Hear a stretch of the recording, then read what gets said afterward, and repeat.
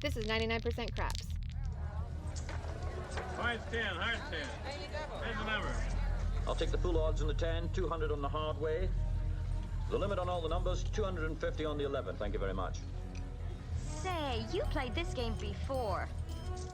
Just once. Welcome to the Red Eye Gamblers podcast.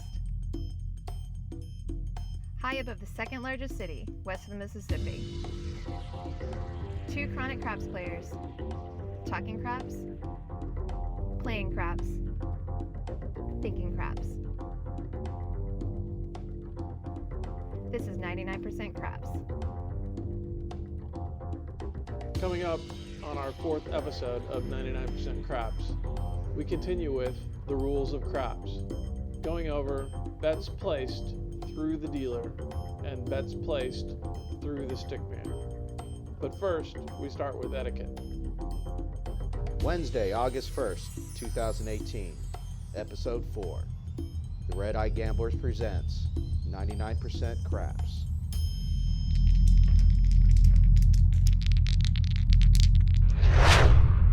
So I think big fear with craps is everybody's intimidated and you don't feel comfortable and you don't know what you're doing, and then at the same time you don't need other people at the table getting mad at you if you're doing something stupid or something you just don't know about. And so I think that's what a lot of what this podcast is going to be about is explaining to everybody the rules of the game, how to play, who does what, but then also give you information so that you're more and more comfortable at the table and you don't feel as intimidated. So part of that is etiquette. So we do need to talk about buy-in and how to buy in, when to buy in. I guess we do have etiquette to talk about, so the buy-in has a little bit to do with etiquette because there's certain times you should and certain times you shouldn't buy in. And I guess the procedure of how to buy in, we should have already talked about the dealers at the table. The dealers are the people who are going to take your buy-in. So when you get to a table, you are going to have your money that you're going to buy in for the game. So your session buy-in, your session bankroll, and you're going to give that to the base dealer on your side, whichever side you're on, the left or the right. And a comp card if you have one. And a player's card. Player's cards we'll talk about a little later, but basically, actually we should probably talk about player's card now because they're always going to ask you for one. Every time. Yeah, every time. So if you don't have a player's card, they're going to ask for your ID, and then they're going to ask you if you want a player's card. And to be honest with you, if you're just starting out, you don't need a player's card, but they're going to ask for your ID, so make sure you have your ID. If it's something that you feel like you're going to go back and do, then you should, because you will get some benefits from it. Let's go ahead and talk about player's card before we talk about buy-in, because it's actually kind of important. And then once you have your player's card, then you know how to buy in. Because actually, that's the first things that your friends did today. Was they went to go get a player's card before they started playing. Right. So basically, and now that I said that again, that's one of my problems. I keep saying so basically. That's one of my. I say so basically. Those are my two that I gotta watch out to say. So well, it's okay. Everybody starts their sentences off. I know. Or their thoughts. It'll be a good drinking game for people, I guess. Yeah, there you go. That's how if you hear them say this, take a shot. Yeah, I'm gonna end up. Eventually, I'll end up having a ding for it, or maybe a cheers glass or something. That'll be how you know how to. Oh, that would be great. But you're gonna be drunk. Well. So okay. Player's card.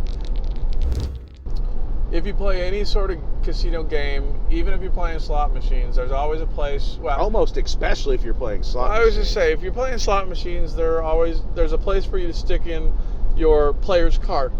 If you're playing blackjack or craps or roulette or any other thing, when you buy a table game, when you buy in, they're always going to ask you for your player's card. So you get your player's card from the customer service desk, which at some small casinos could be the cage, Could be where you also get Right, cashier. where you turn it your cashier.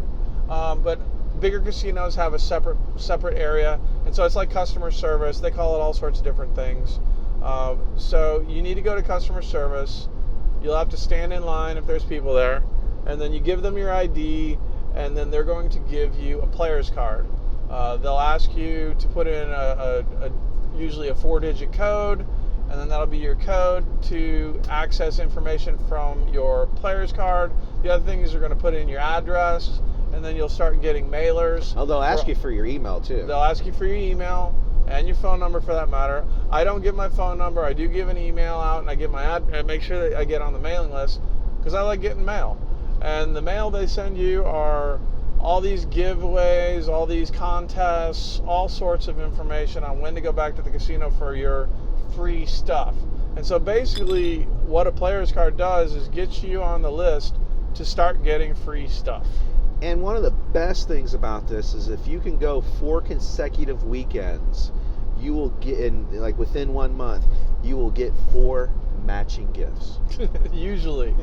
Actually, most of the smaller casinos, the non-Vegas. So we're down in the south, so Lake Charles, Baton Rouge, New Orleans, Biloxi.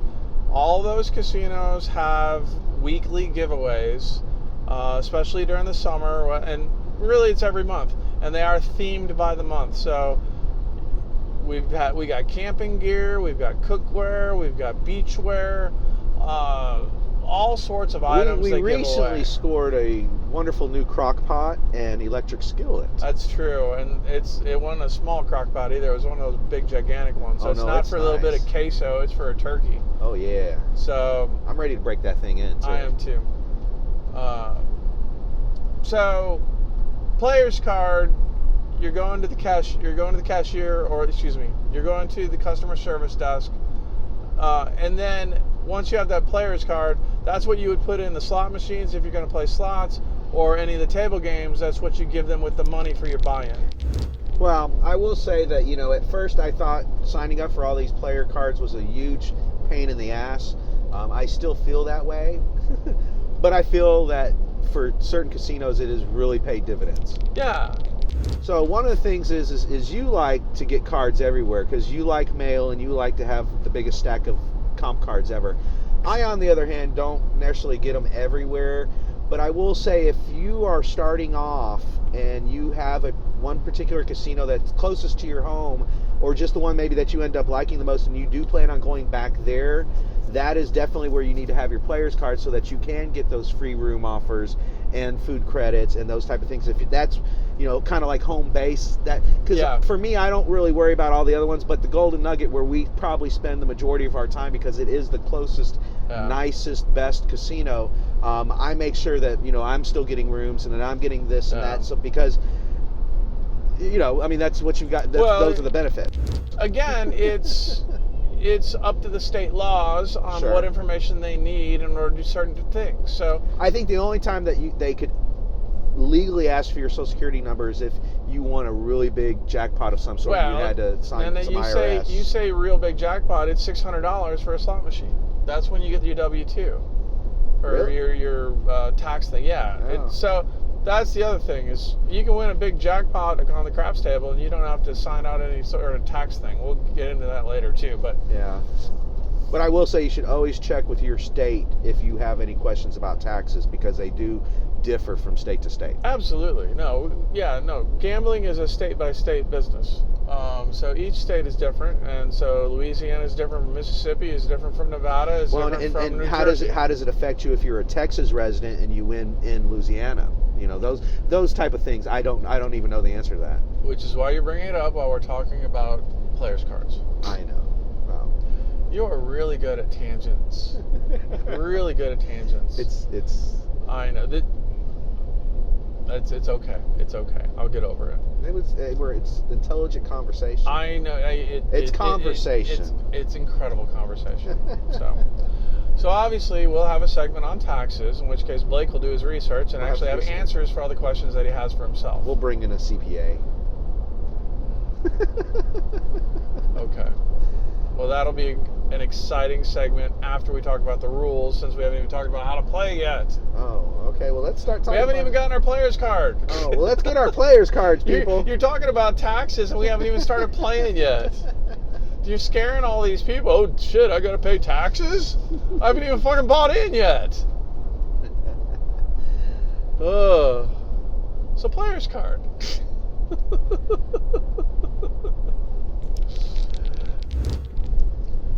First thing you need to do, and we're going to go over this again in our etiquette section, but when you're buying in, the first thing you really need to do when you approach the table, if this is the first time you're approaching the table, look for who has the dice. Very first thing you do is look for who has the dice. Are they in a player's hand or are they on the table? Number 2, is the puck on the table on or off? If the puck is on, that means the game is in session, and you want to hold on a minute before you throw your money on the table. Now, there's a lot of idiots that throw money on the table when the puck is on and the dice are out, and that's why we're telling you this. We don't want you to be an idiot. Every single time this trip that I rolled the dice, It happened several times. somebody today. bought in while I was rolling. The following roll was 7 out. And you know what really was upsetting was that last guy that did that. He bought in for 100, and we probably had 300 plus out there. Yeah. You know. So, now granted, we're nice guys, and we might have just given them a little serious dirty look, but that's not how you want to start at a table. If we're part of the game of craps is to create positive karma at the table, create positive vibes, so everybody can win money. If that's not possible, then there's other ways to make money too. But in general, that's how you want to approach it. We'd much rather play at a positive table. Absolutely. And so one way to keep that table positive is to follow some rules of etiquette. And one of them is when you buy in, pay attention to where the dice is, pay attention to if the puck is on or off. If it's on and the dice are out, do not buy in, because you're going to basically interrupt somebody's roll. You're interrupting the game. Wait for the game to get to a stopping point before you buy in. Because you have to remember that all these other people at the table have money in play at this moment. Yes. And your disruption, and it could be superstitions in our head, it could be whatever, but any outside interruption for a shooter and they go 7, they're going to blame it on you. Yes, you're the reason. No matter what. And that's part of this intimidation thing that we're trying to get you over. If you don't want to feel intimidated at the table, follow these etiquette rules, and then you won't be intimidated to play, because you won't have those people staring at you and wanting to try to kill you.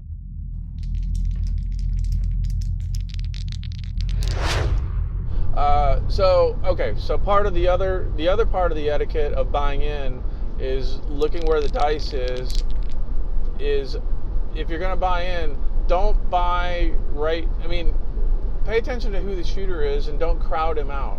If there's a spot at the table and it could be because the shooter needs a little bit of room to throw, so don't really just jump in right in front of the shooter. Well, actually behind the shooter's okay. In front of the shooter's not good. But pay attention to who's shooting the dice and give him space. You don't want to bump into him or something like that when you're buying in, because then that'll mess everything up too.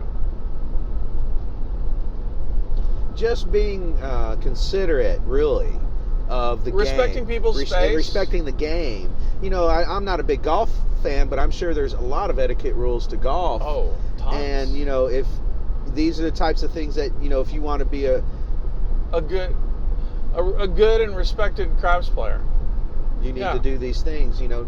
And going to a table and pissing people off before you even get chips in your hand is not the way to start it. Well, and I was going to mention another thing is when we do kind of mark our spot. So one of the things we forgot to mention when we were talking about the table and the rail, we said there was room for chips. What we didn't say is there are segments on the table. Right. So there are actually positions around the table that you can fill in. So there's slots that you can get into. And so basically you're looking for one of those slots for you to put your chips in.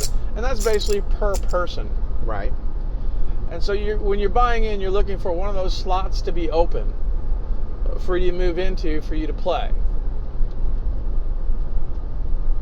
Now, one of the things we do when we buy in is we just walk to the table and then we put our player's card in those slots to mark our spot. Then we usually dig into our pocket, get our money out, put it in on top of our player's card or in our spot. I usually and then keep my money in my pocket. Well, yes. But then you look at you find your spot, you get settled into your spot, you look for who's got the dice, where the dice is, who is the shooter, and then where are they at in the game? Is the game going on or is it off? Yeah. Now, obviously like I said, there's dealers, they'll take your money at any time, but it's like we hold off, we wait for the guy to 7 out, and then we buy in, which typically is less than 3 minutes. Yeah, I mean, you never know. Well, like I said, we've walked up to a table at the beginning of a roll on somebody, and they rolled for 20 minutes, and we didn't play it, but that's okay. The dice are always rolling. Yeah, no, there's always a craps game going in most casinos. So just pay attention to who the shooter is, and give him space, and stay in your lane. Stay in your rail area, and then pay attention to the game before you buy in. Don't just buy in and not pay attention to anything. I think that's a good way to start off. That's good advice for somebody. And we'll go back over. Obviously, we're going to go back over all this stuff because on these trips going back and forth from the casino, something's going to piss us off, and we're going to talk about it. We'll talk about it again. Yeah. And then there's we're going to have a list of our big etiquette things. So this is definitely one of them. There's a lot more. I think we've already got about 5 or 6 that are scheduled topics to come.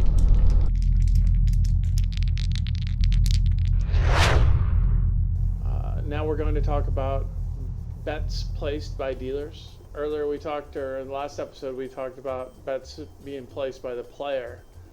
Now this is the next step. So these are the ones that you need assistance with and you can't do by yourself. So the first of these is a place bet. Place bets are bets that you ask the dealer to make for you. These bets are only in action once a point is established. And you can bet on any one of the box numbers. And so basically these are the box numbers. So the 4, 5, 6, 8, 9, or 10. Those are the bets that you can bet on. And when they roll, every time they roll, you win. And they stay up there until a 7 shows. Yeah, so this is not a one-time bet. It is not a one-time bet.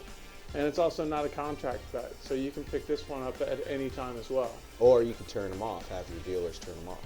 And you can turn these deals off as well, these bets off. So we'll talk more about strategy with turning bets on and off, and taking bets down and leaving them up. All right, so next, payout odds on place bets are as follows. The 6 and 8 pays 6 to 7. The 5 and 9 pays 5 to 7. And the 4 and 10 pays 5 to 9. And you don't have to necessarily really worry about this because the dealers know what it pays. True. So as long as you can get your bet up there correctly, they will pay you if it rolls. Yeah. So basically you're winning $7 on your bets for the 5 and 9 and 6 and 8, and $9 on your bets with the 4 and 10. Next, all place bets are inactive on the come out roll unless they're called on by the player and confirmed by the dealer by them putting an on button on top of the bet. So by default, your bets are off on the come out roll. Correct. By default, your bets are off on the come out roll. It's only that you need, if you want them to be working, if you want them to be on, then you need to tell the dealer and he'll put a button on your bet to be working. Otherwise, they're off. Alright. Then if you wanted to place more than one bet, you know, there's a couple other bets that you can place. If you tell the dealer you want to have the inside numbers, or inside bet, that would be bets on the 5, 6, 8, and 9, because it's on the inside of those box numbers. And then the outside of those box numbers are the 4, 5, 9, and 10. You know, obviously they don't have the inside numbers. And so if the point was 6 and you asked for the inside, you'd get the 5, 8, and 9. Right. You'd get all the inside numbers, and because you'd be shooting, you'd be also covered on the point. And these bets stay up basically until they lose. Every time they hit, you win, and they stay up. So they won't come down until you tell them to take them down. And you can press these bets if you'd like also. Yes, you can press them or take them down at any time. It's not as difficult as everybody thinks once you kind of understand what all the boxes are. No, you're just basically you're betting on those individual numbers, those 6 numbers. That's what you're betting on. You're just trying to decide which ones you want to bet on. Well, and we'll definitely get into probabilities because that helps you know which ones you want to bet on. Right, and then strategy as well. And you know, I guess we can talk a little bit about something you keep forgetting to talk about when you want to talk about it. But when we're talking about the 6 and 8, the 5 and 9, the 4 and 10, we actually call those what? Oh, my favorite, sisters. So basically, because they pay the same thing and they're basically the same. They have the same odds. So the 6 and 8 pay the same, the 5 and 9 pay the same, and the 4 and 10 pay the same. And so at the same time, we call them sisters. Thank you for contributing. Well, and I mean, that's usually if I'm going to play the 5, why wouldn't you play the 9? I don't know, you tell me. I don't know. I like to play both of them. Okay, there you go. Oh, so you're the one playing, so you should know why. Well, because I like it. There you go. All right, anything else on place bets, sir? No, other than actually talking strategy and how to press bets, not now. Okay. All right, and next we're going to talk about come betting, or come bets. Come bet are bets that you place in the come area of the table, so basically in the center of the table, and they are placed after the point has been established. So after the come out roll, once the point's established, then you can make a come bet.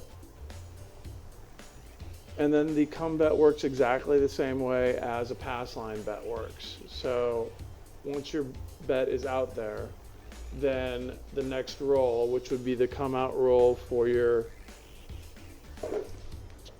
so that would be the come out roll for your come bet. A 7-11 would win, a 2-3-12 would lose, and then if it became a point, then your money, your bet then goes and travels to that point. Your bet then is moved to the number rolled, and it is now in a contract bet. So once your number is, or excuse me, once your bet is placed behind a number, then it is a contract bet and you can't take it down until it either wins or loses. The come bet wins when the point is repeated before a 7, and then they are taken off the come number by the dealer and then replaced on the come line, paid out in front of the player. Come bets lose when the number 7 rolls before the point is made. A player can never call off his come bets. These bets are always in action and must remain until they win or lose. And a player can make a come bet at any time except on the come out roll. The don't come bet. If you only knew the power of the dark side. A don't come bet is placed after the point has already been established. So basically a don't come bet and a come bet, you have to have a point established before you can make those bets. Then the don't come bet works exactly the same way as a don't pass bet. So on that come out roll, when you're there 2 or 3, you win. 12, you push. 7 and 11, you lose. And then whatever number is rolled, your bet goes behind that point. And then now you want a 7 to roll before that point number. And they're placed in a little bit different place. They're placed behind everything. Right. So they're actually the closest to the dealer. So there's a separate, there's another line of boxes behind the point numbers with really no labeling on them whatsoever. And that's where the don't come bets live. Give yourself to the dark side. And so don't come bets win when a 7 is rolled. So basically, again, you're going with the house. Now you're playing with the big brother. Right? Now, the don't come bets You underestimate the power of the dark side. are not a contract bet. So you can actually take them down. They can be removed at any time you want. The other thing to note is that you cannot press those bets. They have to stay they have to stay the same size. And then if a number is rolled and you don't want the number to go there, like a lot of times we'll be on the don't come. Give yourself to the dark side. And it'll be a 6 or an 8. And sometimes we'll tell the dealer that we want no action, so that basically we don't want our bet to go behind the 6 or the 8. So if you don't want your bet to work, you tell the dealer no action, and he'll wave off. He'll put his hand over the top of the bet so the eye in the sky can see that it's not moving, and it'll stay there, and you wait for the next roll. That's it for come bets, or excuse me, for don't come bets. You underestimate the power of the dark side. Next is buy bets. Buy bets can be placed at any time, and they're exactly the same as place bets, except for you pay a 5% commission in order to receive true odds. And then, for the most part, buy bets, we're really only going to recommend them for the 4 and 10. Actually, there's some casinos now that will give you free. Will not charge you for the 4 and 10. I know the Grand downtown does that, and a few other casinos. I think in Biloxi have specials where they won't charge you if you buy the 4 and 10. So basically, you're just putting 5% commission in order to buy the bet. They'll put a buy lammer or a button right on top of your bet that's in that area. And then lay bets are the exact opposites of buy bets. Laying the bet means you're paying a 5% commission to lay the true odds. So now you're betting that the 7 is rolled before the number. And then again, this bet is a bet that can be made at any time. This one can be made on the come out roll. It can be made at any time. Yeah. And it is not a contract bet, which also means it can be turned on and off and taken down as well at any time. All right, and then on the don't come bet, Give yourself to the dark side. You're able to lay odds. And so basically this is a way for you to increase your bets after it has been placed behind a number. Because if you remember, we said that the don't come bet, you could not increase that bet. But adding odds to that bet, that's the way that you increase the bet. A player can remove the odds at any time, and you can lay odds at any time. The odds can be pressed or reduced as long as the press or reduction does not exceed the maximum or minimum to the table. Laying odds is always on or working on the come out roll, and actually that's kind of one of the things, we'll talk just a hair strategy right now, but when we've got don't come bets on the table, when they're going for a point, when everybody's rolling, everybody's hoping for a come out 7, that's when we'll usually put odds on our don't come bets, because for some reason a lot of people will hit that 7 on the come out, and then your 7 it pays wins on all of your don't bets. Yeah, wins on that don't on the come out. Then when a 7 is rolled, lay odds are paid out this way. So if you're betting, if the odds are on the 6 or 8, it'll pay 5 to 6. If the point is 5 or 9, it'll pay 2 to 3. And if it's a point of 4 or 10, it'll pay 1 to 2. So you have to risk more to win less. Correct. You're playing with the house, and so you have to bet a little extra to win because the odds are actually going in your favor. So you have to bet a little more in order to win, to cover those odds. So that is betting with the dealer. Next, we are going to move into betting with the Stickman.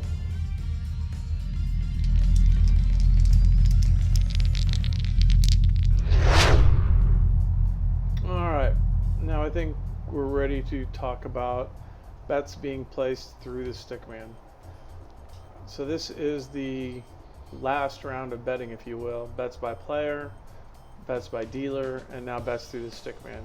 And if you remember through the earlier episodes when we talked about Stickman rules, the Stickman runs the center of the table. He runs the dice and all the proposition bets, all the bets in the middle of the table. And so that's what they're called, proposition bets. This is your chance to throw chips at somebody. It is. When you're making these bets in the center, you're going to toss the money to the center, to the Stickman. Sometimes he'll catch them like 2 or 3 on his palm of the back of his hand. Some are more talented than others, and it all depends on whether they're paying attention or not and how busy they are. So there's 2 types of bets going on there. Proposition bets being one-roll bets that you place with a Stickman. The other are Hardways bets. And so the Hardway bets are bets on the 4, the 6, the 8, and the 10, and they're made when you have a pair of numbers to make that. So 2 5s for the 10, 2 4s for the 8, 2 3s for the 6, 2 2s for the 4. Also means you can only roll them one way. Yeah, so if there's a guy next to you calling for a hard 5, he probably doesn't know what he's doing. Exactly. I've had people, you've never heard them yell at the table, give me a hard 5. I've never heard anybody ask for a hard 5. Yeah. I've never heard you ask for a hard 5. I've heard it somewhere. You thought you'd share it today? Yes, on the Hardways. Okay, so rather than confuse everybody, there's only 4 Hardways to offer, and 5 is not one of them. Correct. So you can only get Hardways on the 4, 6, 8, and 10.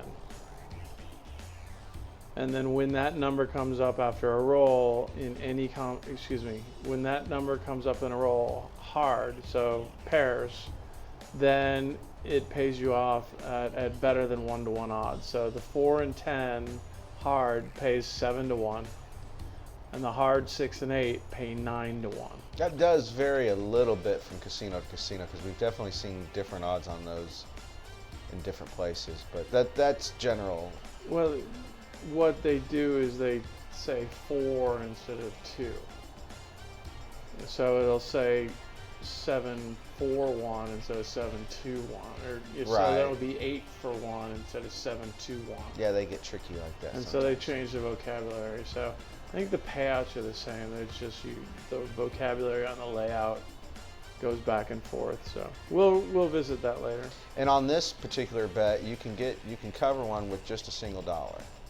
Yes, minimum bet on all proposition bets should be $1 when you're covering just one number.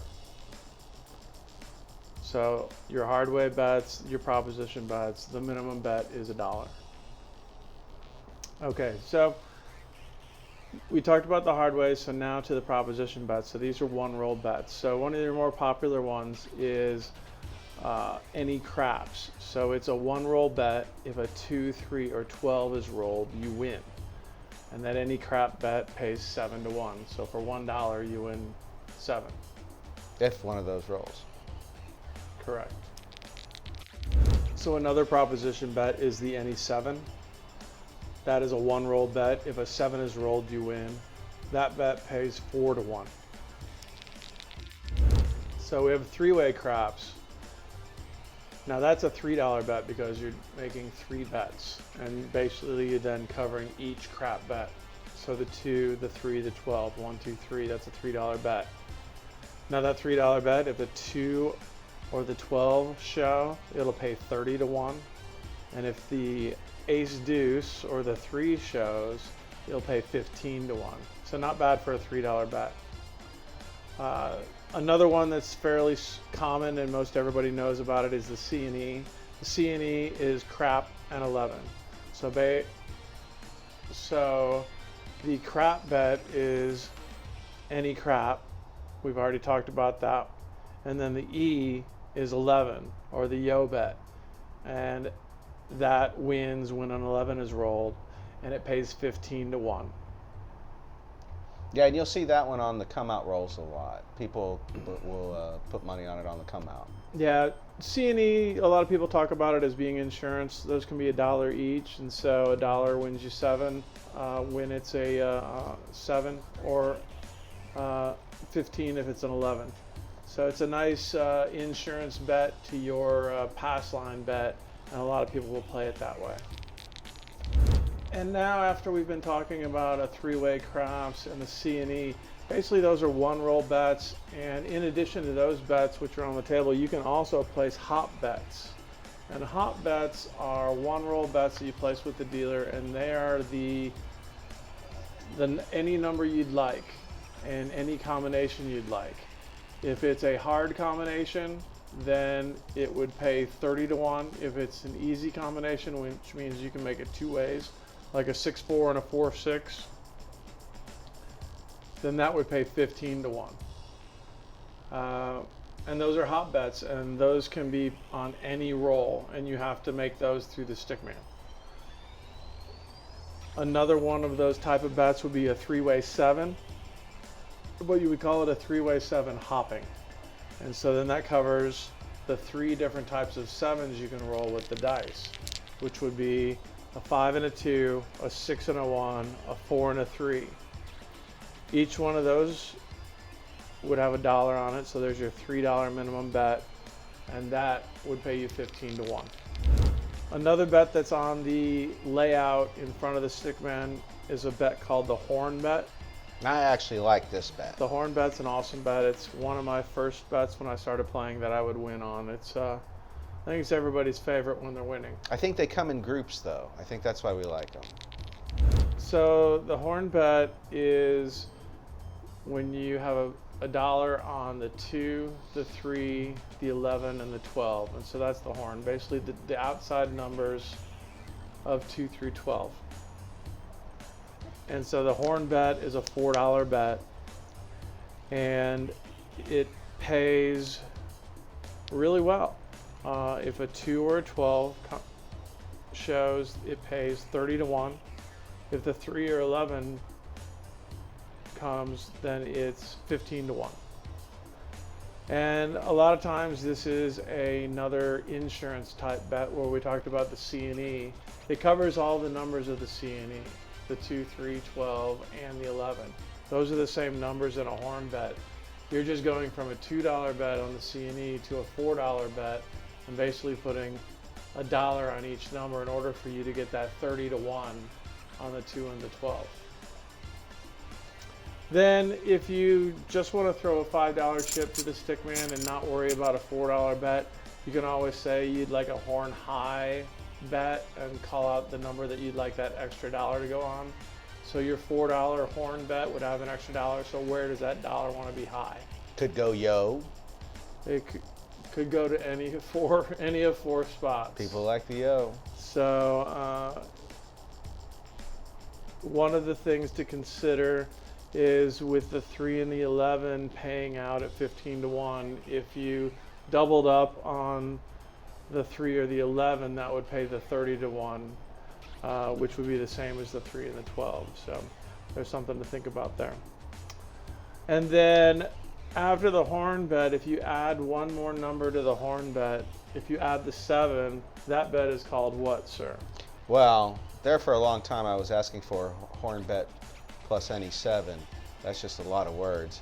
And the lady at Kashada told me it was called a whirl bet. And she didn't say world, she said whirl. Right, and you want to spell that?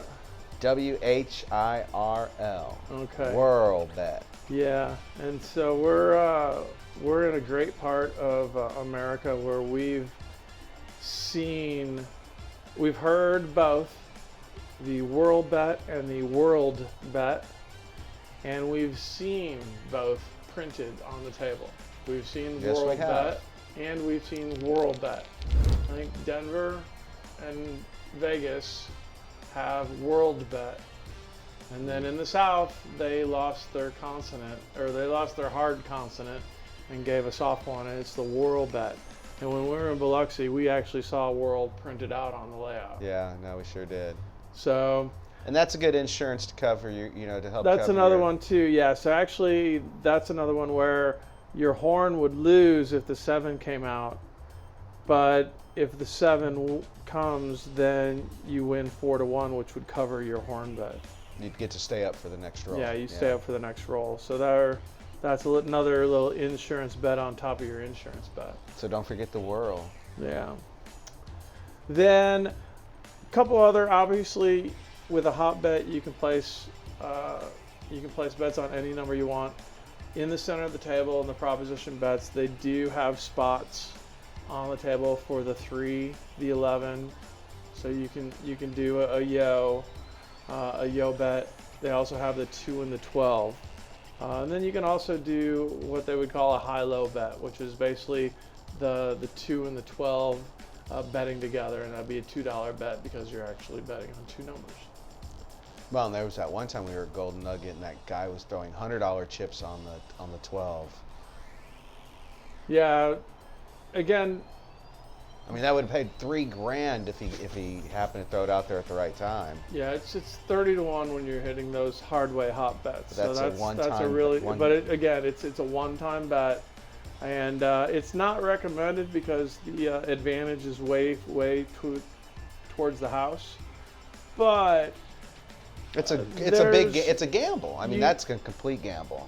it's a part of the game that you need to learn, and then it's a tool that you can have in your back pocket if you know when and where to use it. I mean, yeah, if you can have it on there at the appropriate time, it could be a big Oh win. yeah, no. If you know what number's coming next, then you should have a hot bet going.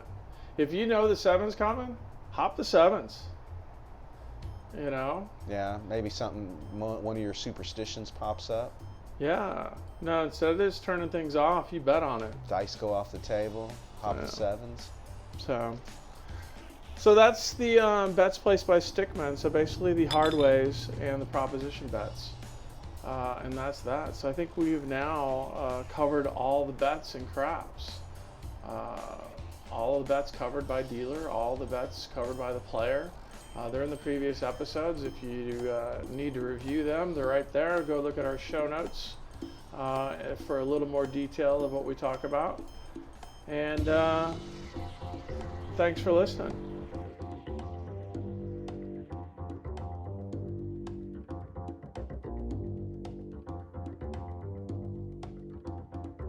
Coming up on our next episode, we start discussing casinos.